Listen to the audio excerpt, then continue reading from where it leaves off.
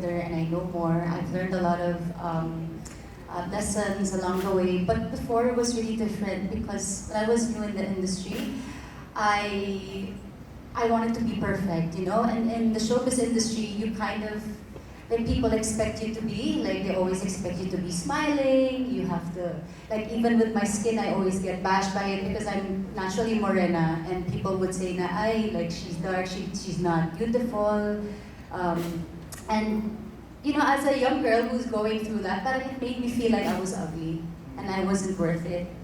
Before I would go to auditions and VTRs and I would get rejected because of my skin color. So that's really one aspect that I really had to go through growing up.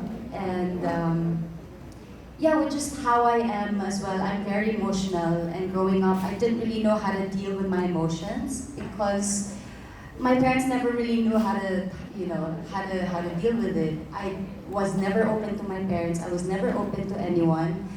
I didn't have a lot of friends. I did have friends, but I wasn't brought up to be open. I didn't know how to open up to other people. So all of the things that I'm going through, all of the thoughts that I have, I keep them in my head. And then eventually, you know, nagpo-bottle up, and then eventually I exploded.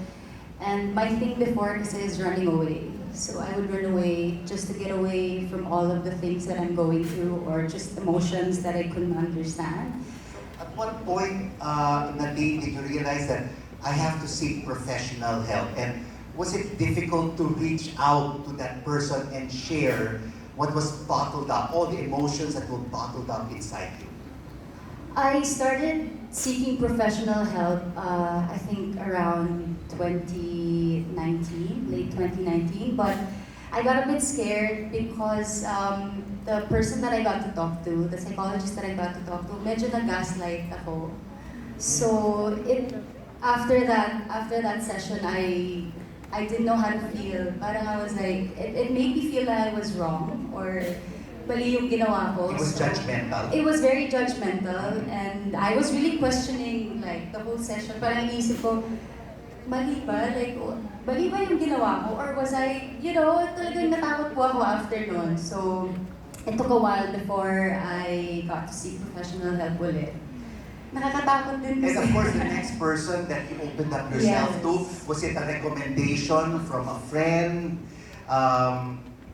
And did you feel comfortable with this professional that you spoke to? Yes. So the next person naman that I consulted to is my tita Cindy. She's actually my friend's tita.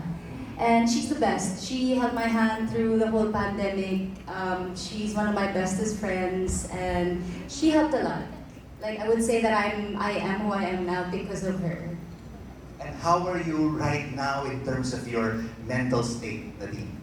I still go through things, you know, I mean, we all do, but I know how to handle it. I know how to maneuver it. You know, it's not like before na sobrang confused ako. Because every time I would get panic attacks or anxieties, I would run away talaga from all of my problems. But now, you know, I choose to handle them face on, head on, and talk about it. Be open. Yeah, I'm open about it now. I talk to my friends about it. I talk to people I trust about it. So it's really just about having a good support system. That's also really important. Absolutely. And Yuri, we were talking about this with Doc Beverly.